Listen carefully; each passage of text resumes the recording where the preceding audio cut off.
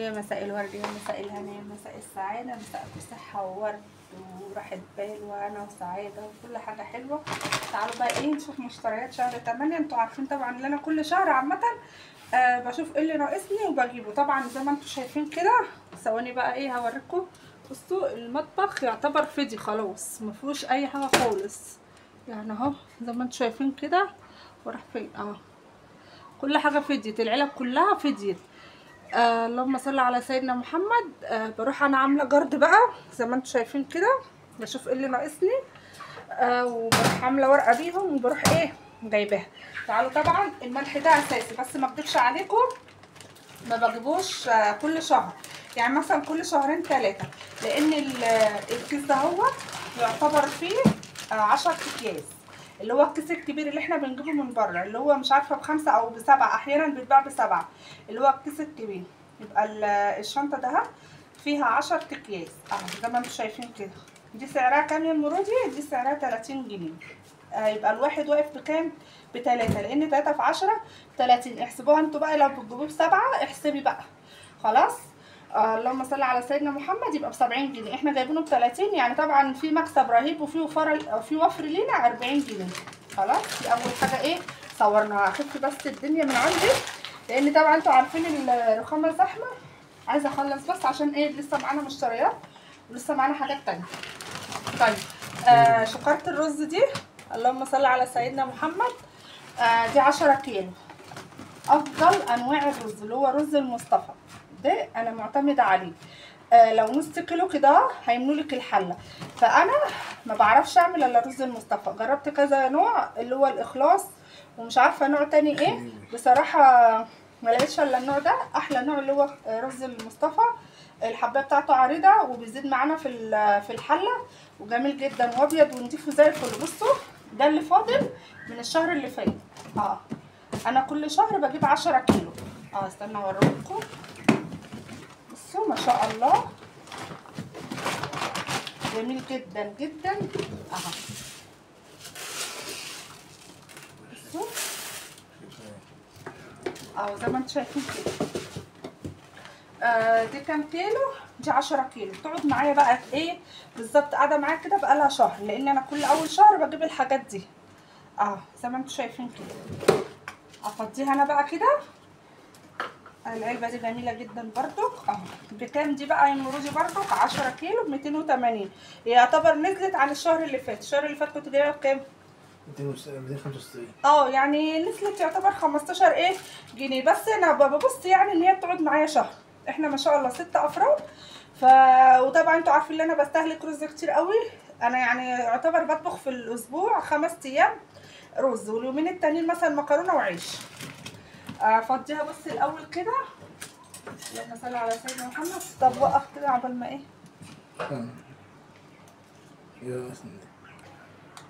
بصوا ما شاء الله ما شاء الله تبارك الرحمن، جميل جدا جدا. وطبعا انا عايزه اقول لكم العلبه راحت فين. عايزه اقول لكم ان اللهم صل على سيدنا محمد. اثبت لكم بس الكاميرا كده هي العلبه مش هنا، مش بتاعت طب نفضي بس كده الاول. العلبه دي بتاخد 10 كيلو. طبعا قولي فايل حوالي 2 كيلو رز، يعني يعتبر 12 كيلو. بسم الله ما شاء الله. هينزل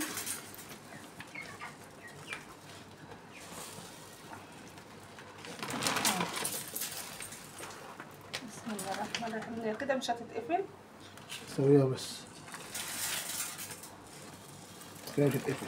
مش هتتقفل خلاص عادي. في كذا برطمان عندي. انت هتعملي ماشي هنقص شويه كده. حط شويه في الشوايه. نقص شويه كده.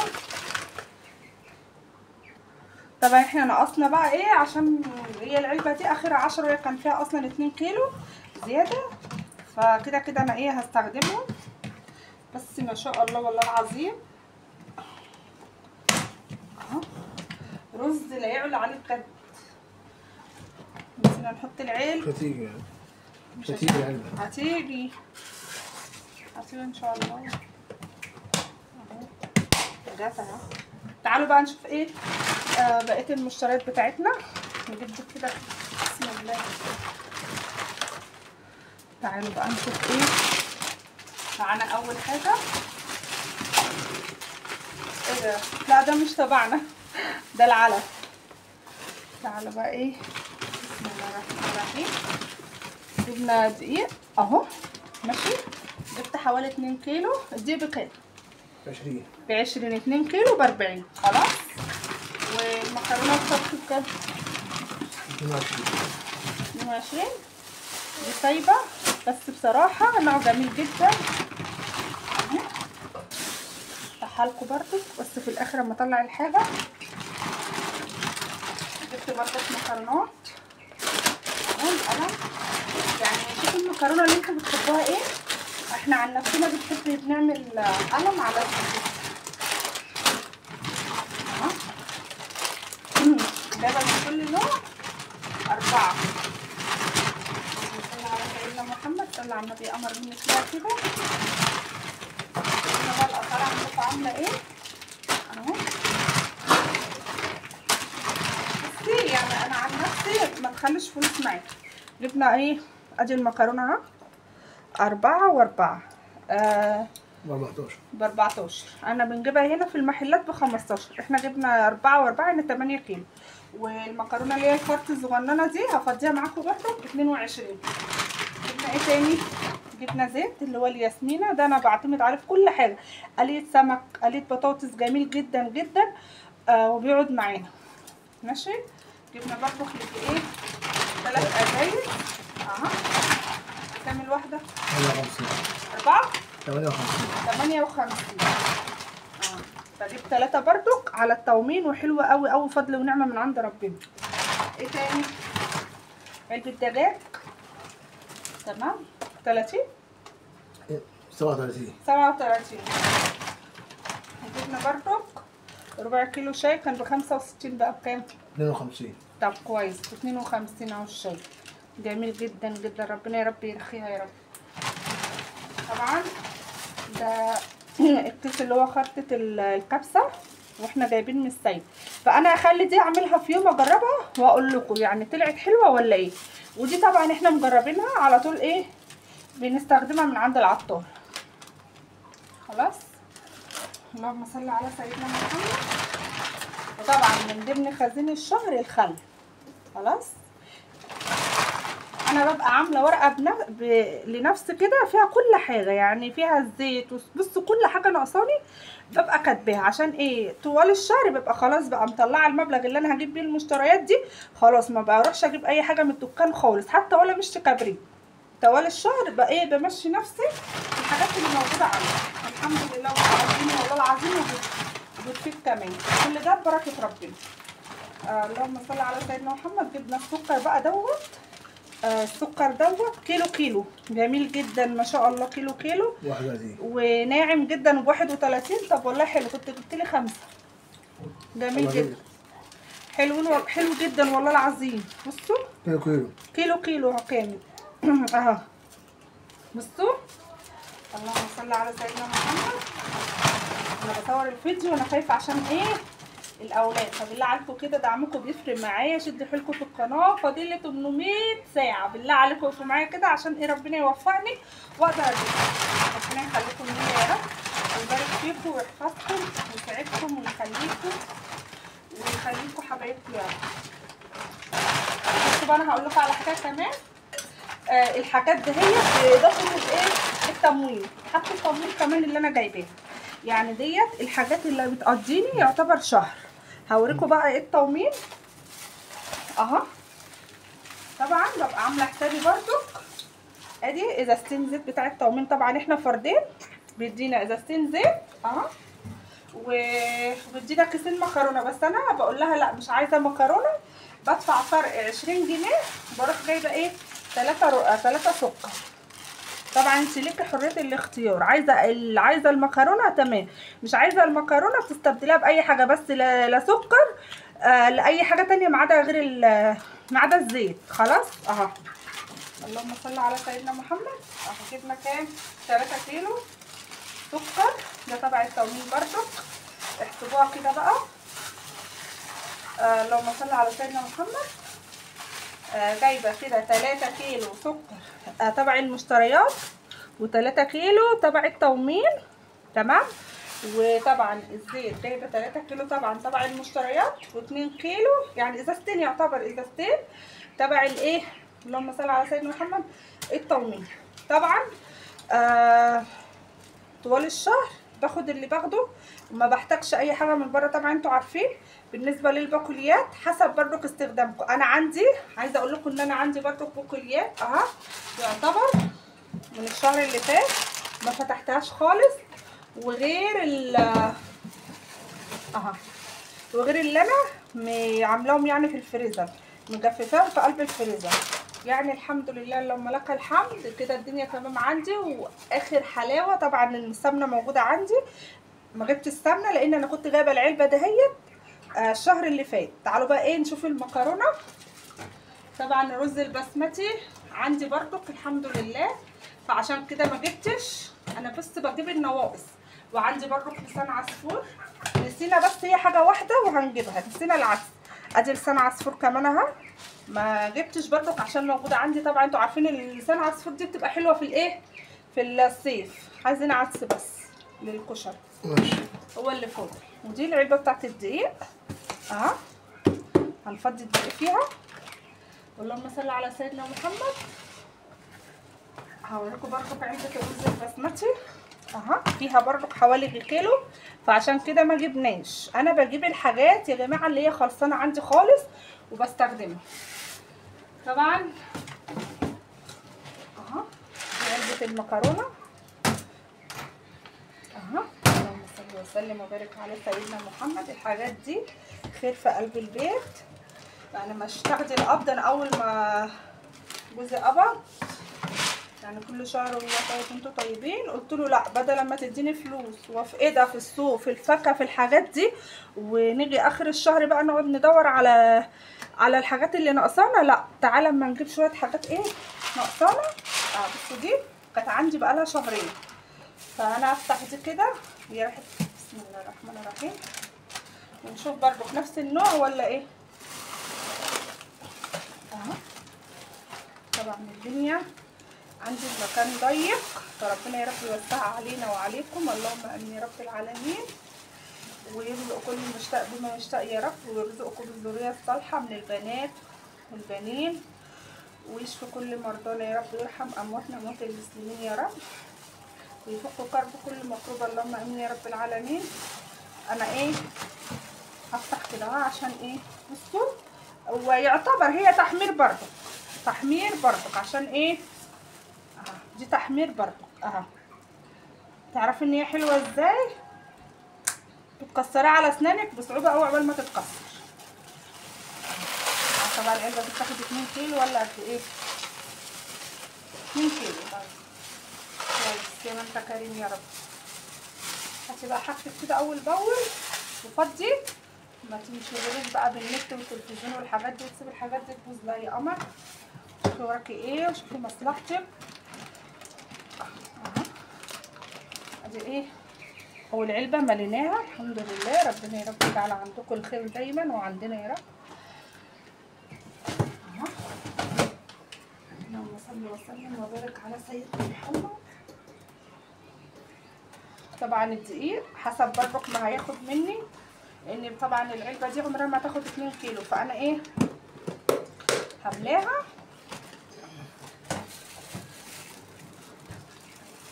والباقي برضك احطه فين، في برطمان او في الكيس زي ما هو.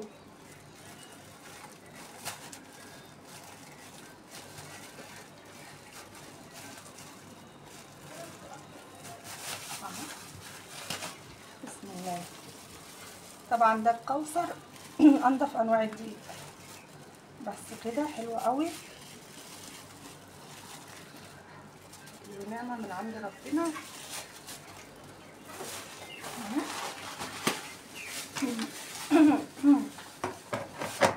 وادي الدقيق كمان. زي ما بقول لكم كده، اعملي جارد بكل حاجه ناقصاكي وكل حاجه بتحتاجيها وما تكونش في قلب البيت. فتعالوا بقى ايه، انا هخلي جوزي يرص لي الحاجه دي لان ايه اختكم. طب بصوا، اللهم صل على سيدنا محمد، لقيت في السكر، كنت فاكره والله ان ما فيش. امبارح قعدت اقول له هات لي الحاجه هات لي الحاجه. النهارده الجمعه، الفيديو ده هينزل لكم السبت ان شاء الله. النهارده الجمعه يعني اجازته، قلت له لا بما انك قبضت الحمد لله روح هات لي الحاجه لان ما فيش سكر، خلاص السكر خلص.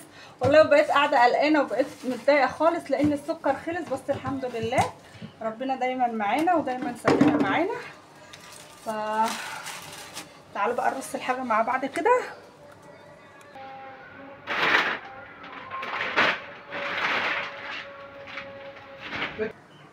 طبعا هنا بقى زي ما انتم شايفين جوزي خد الحاجه رصاها، هو بيعرف يعني يرص وينسق الحاجه، ربنا يخليه لنا يا رب ويديله الصحه.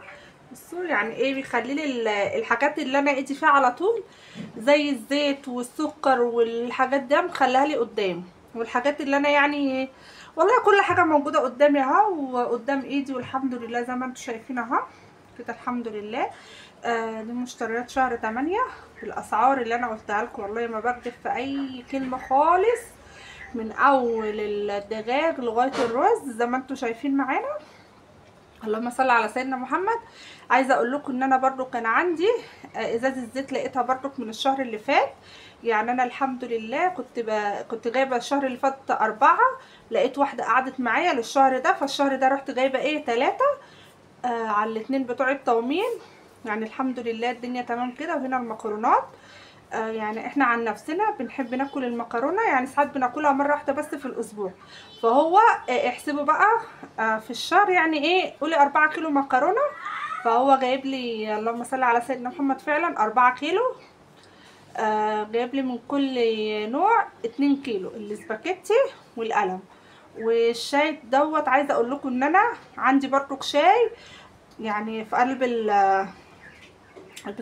بتاع التوابل موجود، يعني الربع كيلو بردك، اللهم صل على سيدنا محمد، يعتبر جوه الربع كيلو. بقيت الباكو دوت من العيد، والله العظيم ما بكذب عليكم، من العيد وهو لسه موجود عندي الحمد لله. يعني بردك الحاجات دي ممكن تقضي معاكي والله شهر ونص، وبرضك على حسب استخدامك انت وعلى حسب عدد افرادكم وعلى حسب ايديك، يعني انت ايدك في الحاجه انت بتبقي عارفه المعيار وبتبقي عارفه تستخدمي ايه وبتعملي ايه. واللهم صل على سيدنا محمد. بس يا بنات طبعا احنا اول الشهر اهو، يعني شوفي ايه اللي ناقصك، اعملي جرد كده في المطبخ، شوفي ايه اللي ناقصك. طبعا دي حاجات اللي هي البقوليات والرز والزيت والحاجات دي. بالنسبه للحوم بقى، طبعا انت طبعا لو ما بتربيش هاتي 5 فرخات حلوين قوي قوي قوي هيقضوكي، هتطلعي منهم كذا وجبه، وهتطلعي منهم بانيه واجنحه ودبابيس وما شاء الله وكبد وقوانص، هيقضوكي برضه. مع 2 كيلو لحمه، كيلو مفروم وكيلو قطع، كده يبقى سطرتي بيتك وكده الدنيا تمام عندك، مش هتشتري اي حاجه خالص الا الطماطم والخضار. وطبعا الطماطم احنا مفرزينها كمان، يعني الحمد لله. ربنا يستر بيوتنا وبيوتكم يا رب، ويجعلها دايما عمرنا كده، ودايما يقوينا على العيشه الصعبه اللي احنا بقينا فيها دي.